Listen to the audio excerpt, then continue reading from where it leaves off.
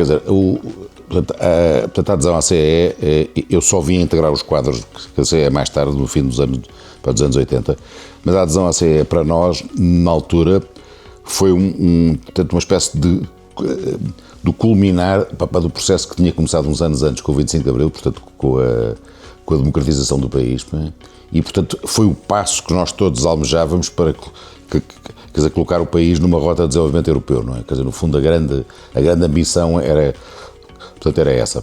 E portanto, nesse aspecto, isso foi acompanhado de um enorme entusiasmo e de um processo de modernização do país que nos marcou a todos. Bem, os desafios, como já referi, é essa contradição, ou essa tensão, melhor dizendo, entre estes dois polos, a necessidade de executar e a qualidade dos projetos. Os sucessos, eu creio que um período que eu recordo com muita alegria, é um dos primeiros períodos em que trabalhei no Algarve como vice-presidente e responsável dos fundos na área de apoio aos municípios, onde nós conseguimos concentrar, portanto, os fundos a resolver duas ordens de problemas. Por um lado, os problemas de abastecimento de água, e conseguiu-se, portanto, fazer quer dizer, na altura deixou de haver problemas de abastecimento de água no Algarve. Hoje estamos numa nova fase com outros problemas, mas porque houve mais consumo e há menos precipitação, mas na altura conseguiu-se resolver. Segundo aspecto, o contributo muito relevante que nós fizemos, em colaboração com as câmaras municipais e com as direções regionais de educação, em resolver o problema dos equipamentos escolares. Quer dizer, nós chegámos ao fim do período e tudo o que estava associado ao ciclo, tínhamos instalações decentes, que era uma coisa que não existia. E portanto, isso foi, eu acho que foi das realizações que mais me agradaram, e lembro-me com prazer esse período em que conseguimos resolver esse problema. Os fundos contribuíram num conjunto de áreas. Há áreas mais conhecidas e áreas menos conhecidas. A área mais conhecida, que toda a gente, creio que se reconhece, é a área das infraestruturas de transporte. Isso é, creio que sobre isso não há nenhumas dúvidas. Um pouco menos conhecido é o contributo que os fundos deram para o equipamento e para as infraestruturas, sejam de ensino, seja de cultura. Quer dizer, hoje em dia, eu acho que os portugueses têm muito pouca consciência disso. Nós temos um nível de dotação de equipamentos que é muitas vezes superior, às vezes até excessivo, em relação à média europeia. Quer dizer, mas os fundos também tiveram um contributo relevante na área do setor produtivo, porque a esmagadora maioria dos projetos de internacionalização e de inovação foram projetos sempre feitos com o apoio dos fundos. Finalmente, há um contributo que tem resultados, por vezes, ótimos, ou por outros nem tão exemplares, mas o contributo foi decisivo também na área da formação e da investigação e desenvolvimento. Eu acho que estas áreas todas, quer dizer, Portugal não seria o mesmo sem esse tipo de apoio.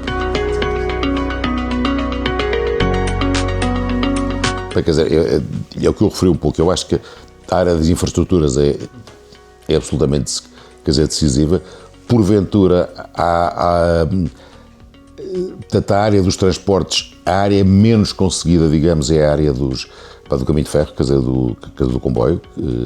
Houve progressos, mas é um dos progressos que foram mais lentos, mas creio, como lhe digo, na área dos transportes e dos equipamentos, acho que são as áreas que mais... e tanto um aspecto que eu queria também referir, a área ambiental. Nós esquecemos muito não só o fornecimento de água, mas o tratamento de esgotos, não é? Quer dizer, há algumas décadas, por exemplo, as praias aqui da linha de Estoril não seriam frequentáveis para banhos. Quer dizer, hoje em dia não quer dizer que sejam exemplares sempre, mas o progresso é evidente. Os fundos, digamos, não impediram os desequilíbrios regionais, isso seria, quer dizer, utópico, mas permitiram que elas não se agravassem tanto como seria o caso na ausência de fundos. Agora, é um aspecto importante, quer dizer, os fundos, embora muito importantes, não chegam para contrariar uma série de evoluções que existem nas sociedades, nomeadamente com o declínio do setor agrícola. O que aconteceu foi que a maioria da população foi-se concentrando onde havia empregos, primeiro no setor industrial e depois no setor dos serviços. E aí os fundos o que podem fazer, e têm feito em certa medida, é manter um certo nível mínimo de equipamentos nas zonas interiores que permitam reter alguma população.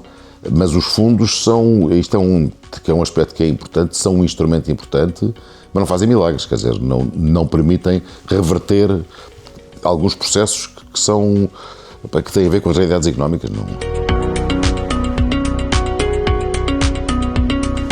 Eu creio que, e voltando a um aspecto que eu já tinha referido, há uma questão que é central, que é ter coragem para escolher, que é uma coisa onde em Portugal não somos muito fortes e, portanto, há uma tendência por vezes de distribuir um pouco de dinheiro por toda a gente para contentar a todos. Essa coragem para saber escolher é absolutamente, decisiva se nós queremos assegurar um bom desempenho dos fundos. Depois há uma outra lição, que é nós temos que ter consciência que sem termos um orçamento de investimento nacional autónomo, que não esteja só dependente dos fundos, não temos capacidade de decisão autónoma. Nós como país, agora falo como país, não temos margem de manobra para fazer outras políticas necessárias, mas que não estão abrangidas pelos fundos. E, portanto, infelizmente, em Portugal, nos últimos anos, o grosso do orçamento de investimento que resta é apenas utilizado como contrapartida de fundos nacionais e, portanto, temos pouca capacidade de investimento autónoma. E isto é decisivo, não só porque há necessidades específicas do país que não são contempladas nos fundos, como que, por vezes, mesmo para absorver bem os fundos, é preciso capacidade de investimento autónomo. Eu dou um exemplo, muito simples. Por exemplo, o problema da habitação. Só muito recentemente é que a habitação é contemplada nos fundos. Ora, para fazer algumas operações de renovação urbana, por exemplo, expropriações, que não são elegíveis aos fundos comunitários, é preciso ter uma capacidade de investimento autónomo e, portanto, no fundo, em resumo, uma boa absorção dos fundos e uma boa utilização dos fundos, e existe também capacidade de investimento autónoma do país, que nem sempre tem sido assegurada. Um dos desafios fundamentais é que a Europa já não é o que era quando nós aderimos em 86. Por variadas razões, nomeadamente porque com a situação mundial e com as necessidades de defesa, é evidente que as prioridades não vão ser número 1 a coesão. Tínhamos isso muito claro. Por outro lado, com os alargamentos, mais alguns que se perfilham no horizonte, é evidente que não vai ser possível ter políticas públicas em todas as áreas, até porque não vai haver consenso em relação a isso. E, portanto, o desafio é, por um lado, obviamente, continuar a garantir que há instrumentos para a coesão, mas perceber que esses instrumentos, provavelmente, em termos percentuais do PIB, não vão ter a mesma importância que tiveram no passado. E isso é quanto a mim, um dos grandes desafios, especificamente em relação à coesão. A mensagem é, na linha do que eu sempre disse, é coragem para fazer escolhas. Segundo, perceber que nem tudo o que vem das organizações europeias é sempre positivo e há que ter coragem para simplificar e concentrarmos no essencial. Esta ideia de que é possível avaliar fundos com uma multiplicidade de indicadores que já são ingeríveis do ponto de vista do significado político é um perigo enorme a evitar. isto seria, quer dizer, para mim, quer dizer, o essencial é coragem de escolher e coragem de simplificar também. Portugal seria certamente um país pior, com muito menos qualidade de vida que foi proporcionada pelos diversos investimentos, e um outro aspecto que se fala menos, sem um conjunto de dimensões das políticas públicas que foram favorecidas pelos fundos. Dou dois exemplos muito simples.